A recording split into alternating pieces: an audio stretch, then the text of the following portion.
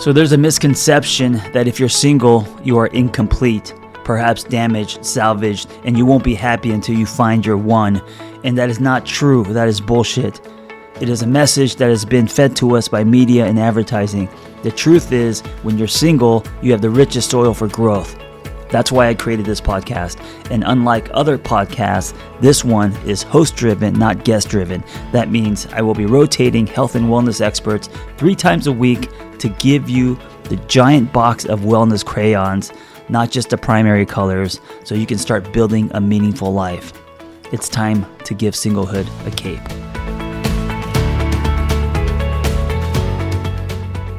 Today's guest is the, and yes, I'm adding a the because she has earned it, and you will see why, the Damona Hoffman. She's a certified dating coach and media personality. She's a regular contributor to The Drew Barrymore Show, NPR, The Washington Post, The LA Times, and so much more. Plus, she is the official U.S. dating expert of OkCupid. That means she knows some shit on both sides of the curtain. Damona's podcast, Dates and Mates, just launched its 10th season and has recently received the award for the best podcast of the year at the Black Podcasting Awards. Enjoy the Damona Hoffman. I'm Damona Hoffman, and I am a certified dating and relationship coach. I've been helping people find love online and offline, but predominantly online for over 15 years. I'm actually an online dating success story myself, and I've worked with Match.com. I work now with OkCupid as their official dating expert. So I'm really excited to share what I know with you today because we are in what we call in the biz peak dating season. So this is the period of time between the first Sunday of the year. Technically, it's the second Sunday this year since the first Sunday was January 1st. But since Sunday, January 8th, that is the time that dating apps call Dating Sunday. That's when the highest number of new users join the apps and when the most number of people are online and searching. And from that point all the way up until Valentine's Day, we are in peak dating season. That is when the most number of people are looking for love online.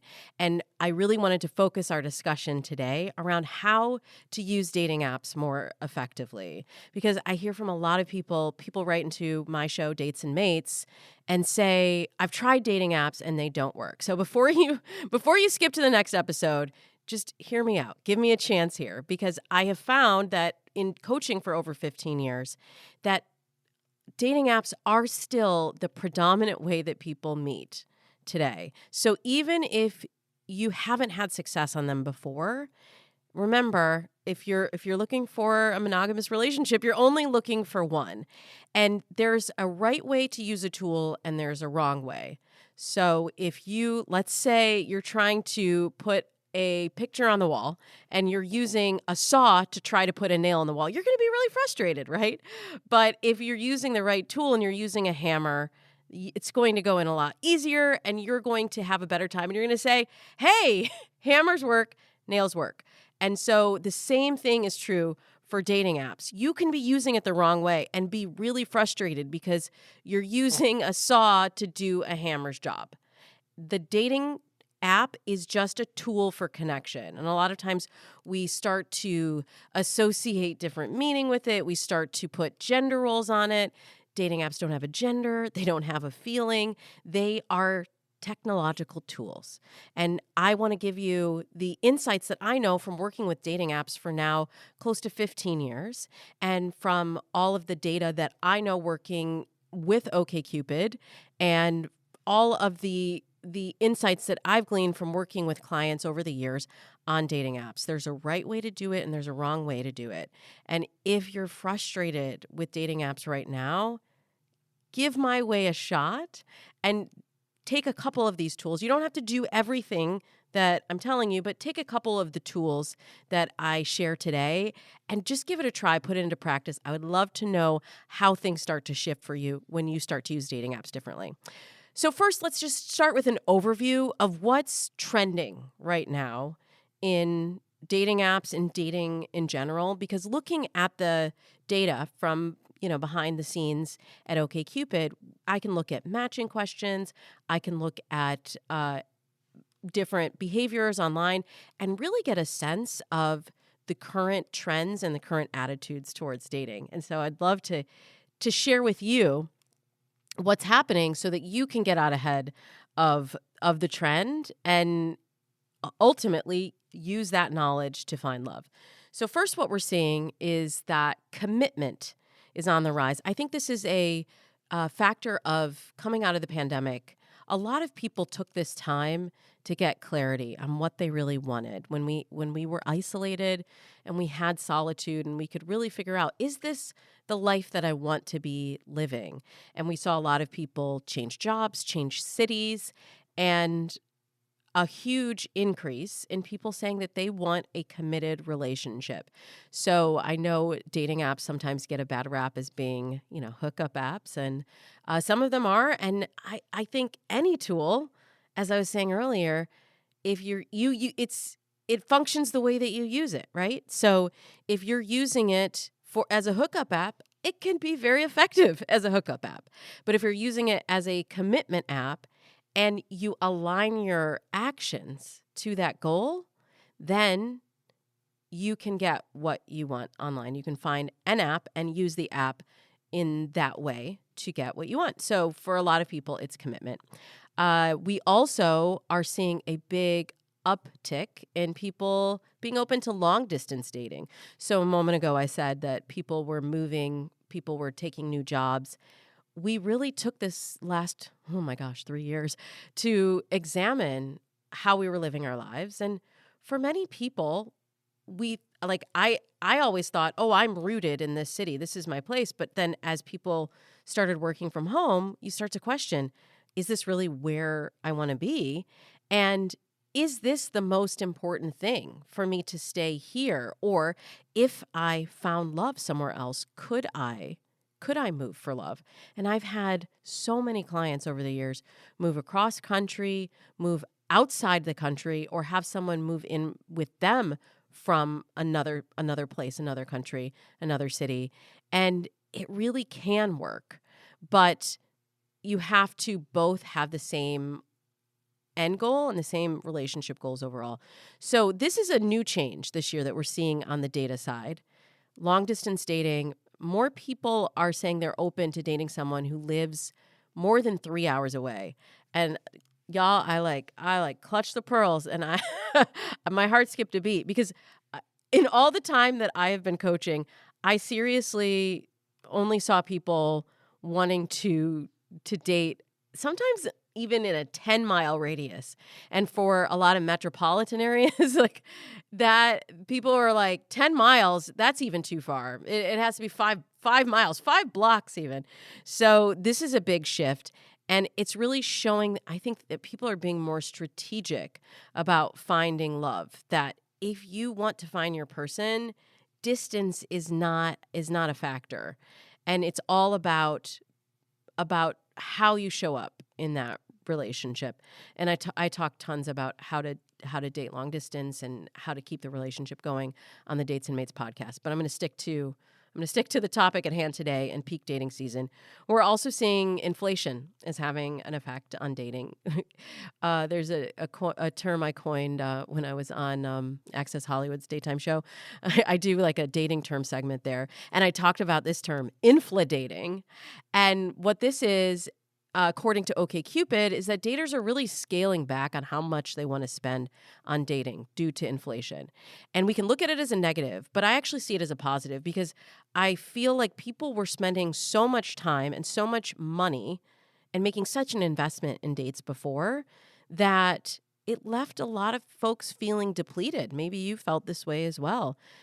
It made you feel depleted, made you feel resentful about dating, because not all of your first dates or second dates are going to turn into something more. And you can waste a lot of time and a lot of money out there.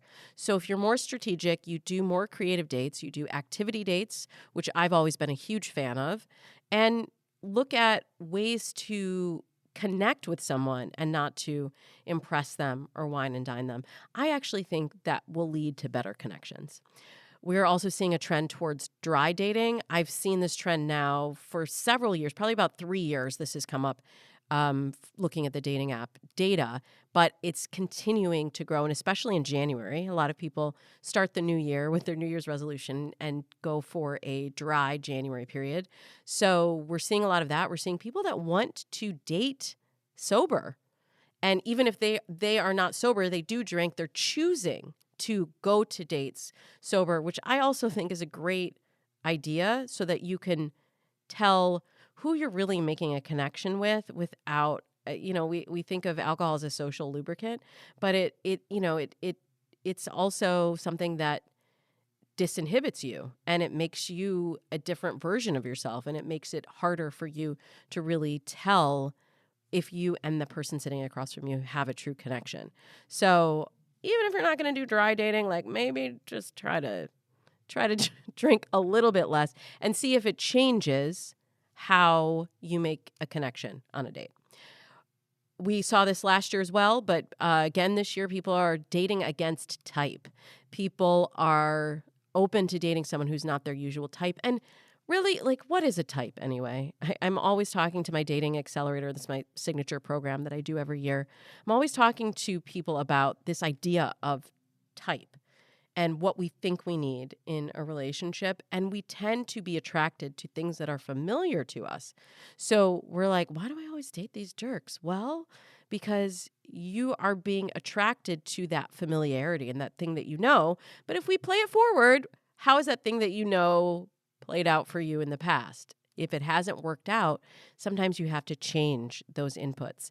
And dating a different type or even as an experiment, going out with people who you maybe a year ago wouldn't have necessarily considered, but going in with curiosity.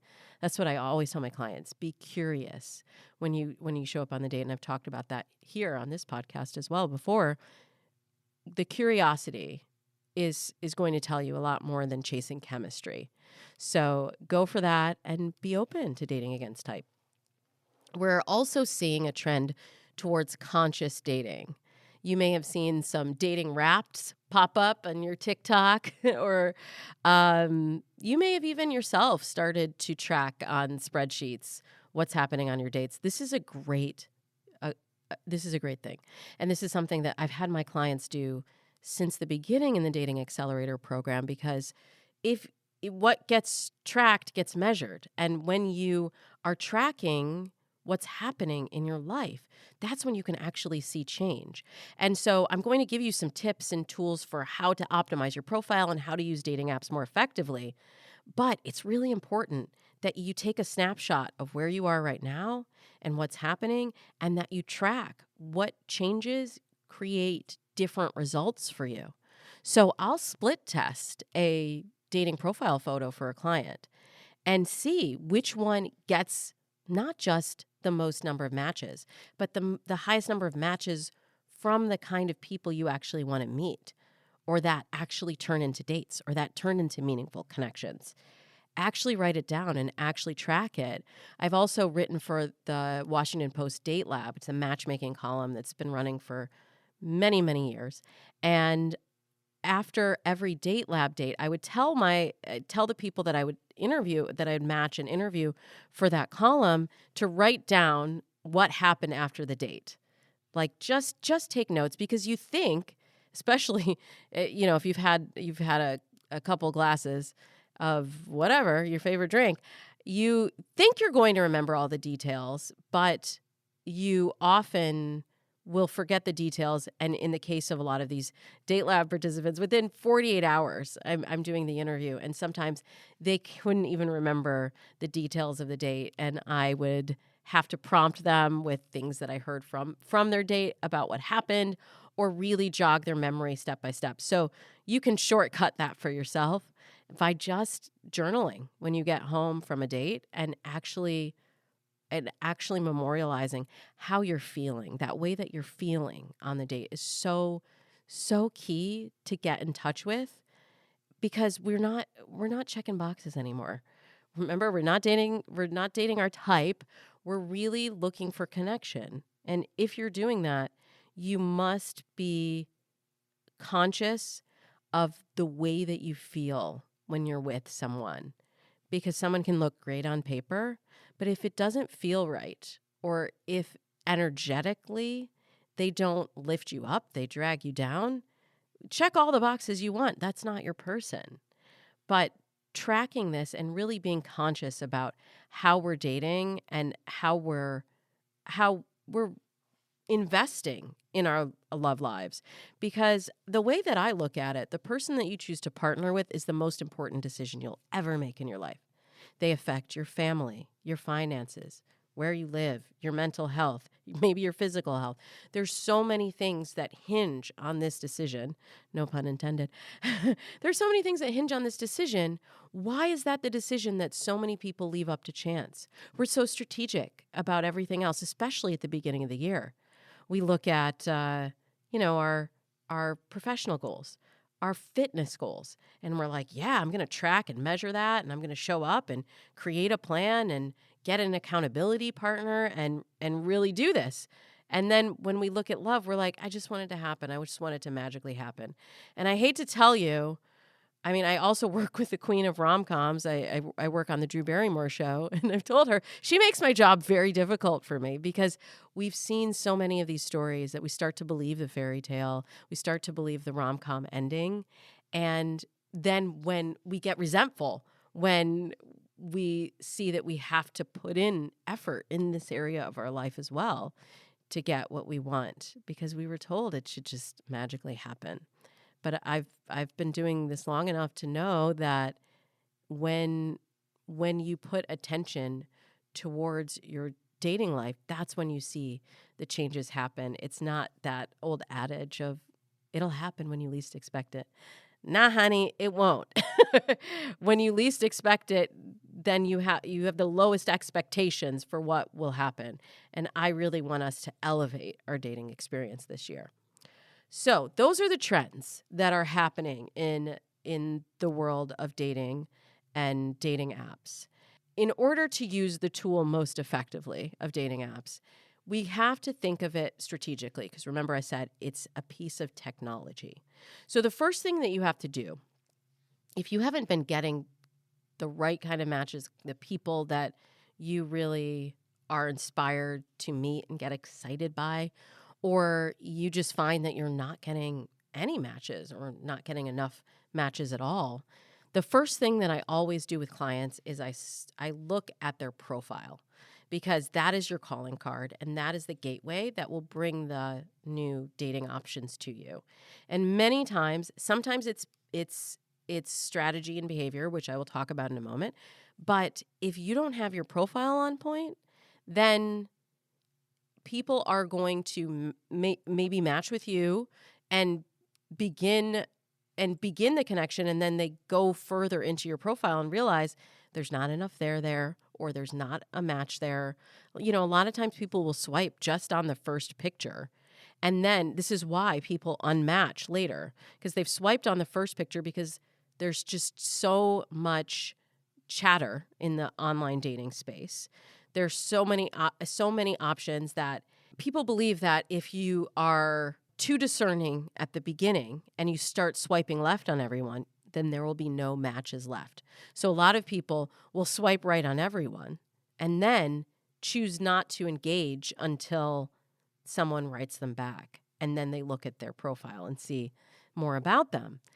This is not the right strategy, my friends. I want you to be strategic in who you're swiping on, but I want you to swipe against type a few times, knowing that there's more to someone than just the pretty picture. That said, we do need a pretty picture. So that's my first tip for your dating profile is make sure your photos are really the best representation of yourself. And I tell my clients to use this 3 C's. This is my little guideline for curating an entire profile. So we're not just looking at one picture at a time. We're looking at the whole collection of photos and choosing photos that really tell your story. We do this with color. Using color is strategy. That is using the technology and the tool effectively because if you're swiping, imagine it from their point of view. You're sitting there swiping through hundreds of photos every week. A lot gets lost and it just starts to become noise. But if you see someone I'm wearing a beautiful red top. If you see someone wearing red or a bright color or having a bright color wall behind them, it's going to make you stop and pay attention. This is why we see, like on LinkedIn, you'll see a lot of people now with their headshot has color behind them. This is why there's a Instagram wall in Los Angeles that's a designated monument in the city because so many people have taken selfies at this. It's a bright pink Instagram. Well, it's just a wall, but it's become like the Instagram selfie wall. And I'm sure wherever you're listening from right now, there's probably a selfie wall. If you just like Google it, there's probably a selfie wall somewhere in your town. Try to incorporate color into particularly that primary photo because strategically, what are we trying to do? We're getting someone to stop, pay attention, and say, oh, I actually want to see the rest of their photos. I want to read their bio, which I'll get to in a sec, and I want to learn more about them. The second C is context. This is telling your story visually. We can be frustrated that people don't read much anymore and that people make decisions in the blink of an eye. You have less than 7 seconds to make a first impression, according to science. And on dating apps, it's even shorter.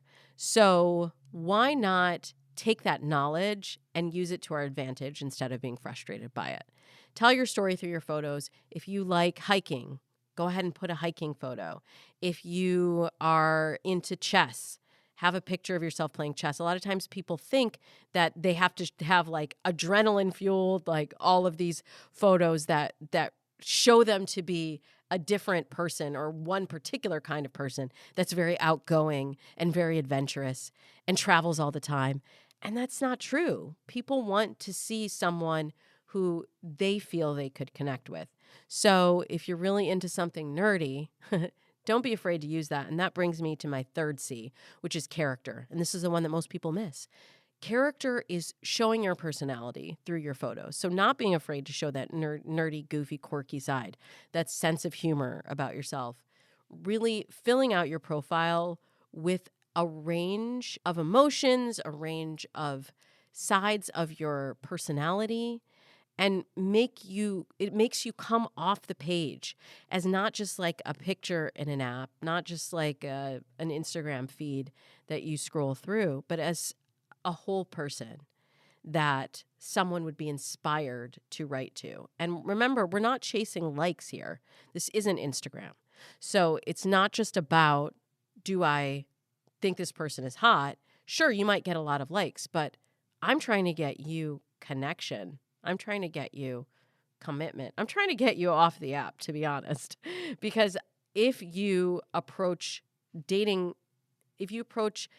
strategically, most of my clients are not on the apps that long.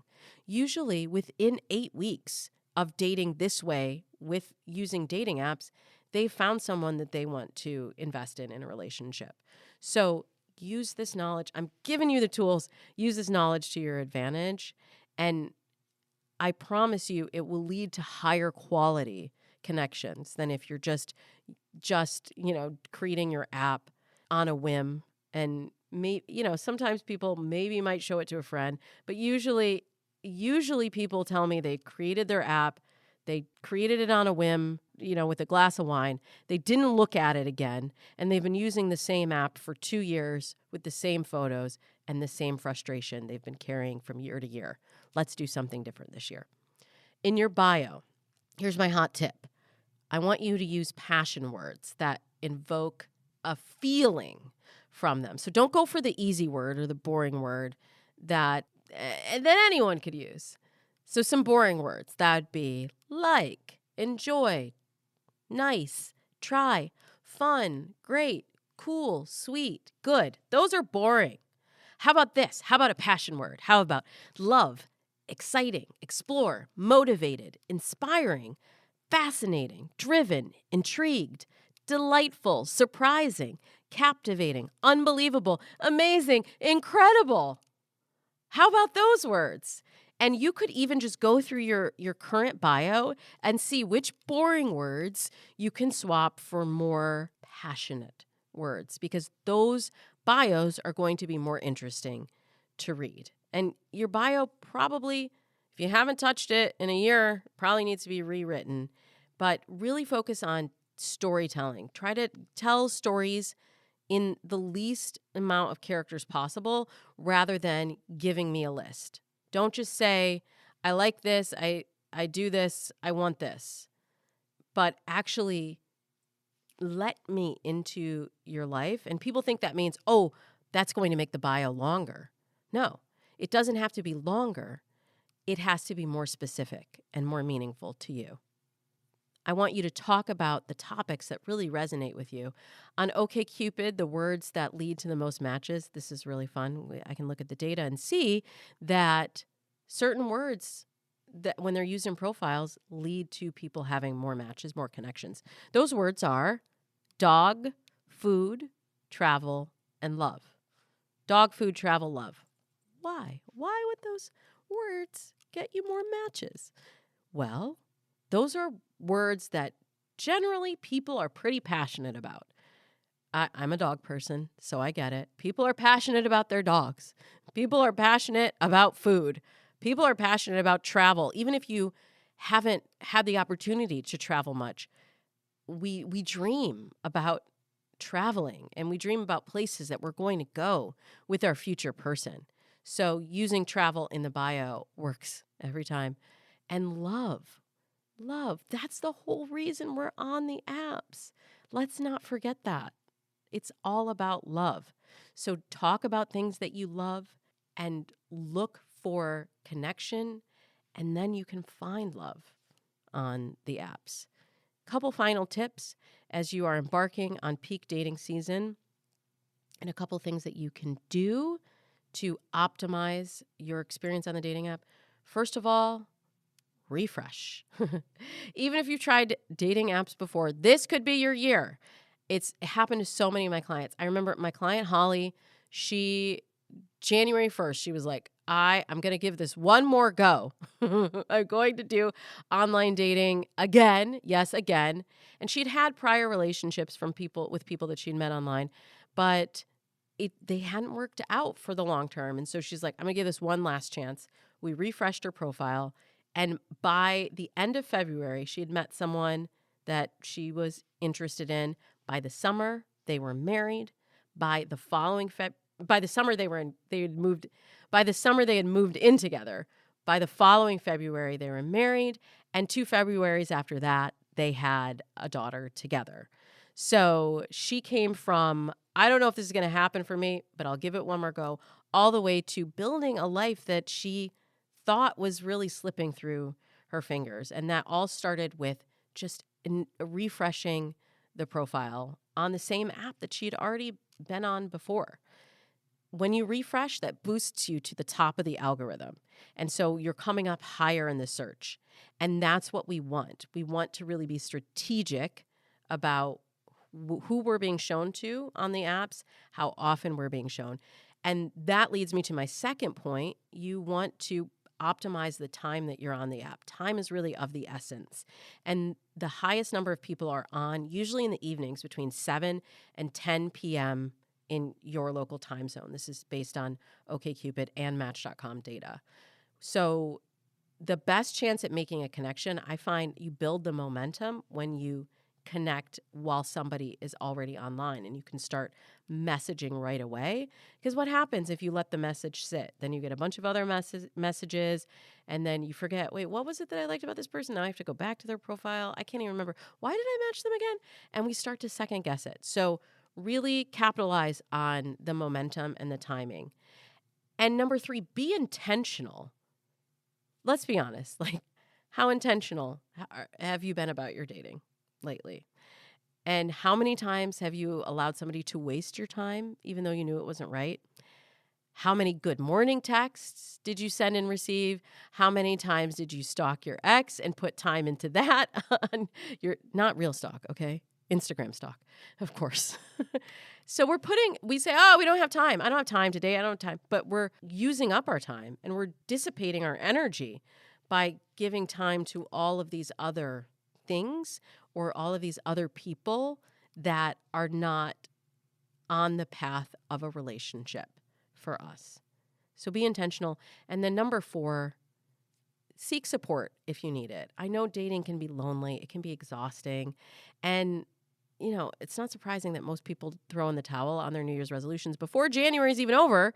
That's because they usually lack community and accountability and guidance to achieving their goals. So whether it's a dating goal or relationship goal or a fitness goal or a mental health goal, any other goal that you might have, those elements are key: community, accountability, and guidance. And so if a relationship is a part of your New Year's resolution and you lack those things, you lack community, accountability, and expert guidance, I would love to help you out. All Single on Purpose listeners and people in this community are invited to join my signature 10-week program. I only do this program once a year. And so this is your moment. It's a 10-week program and we kick off it later in January, and it's called the Dating Accelerator Live. My VIP coach and I will hold live sessions and we walk you through the program, answer questions along the way, and we will give you the tools and support that can lead to love.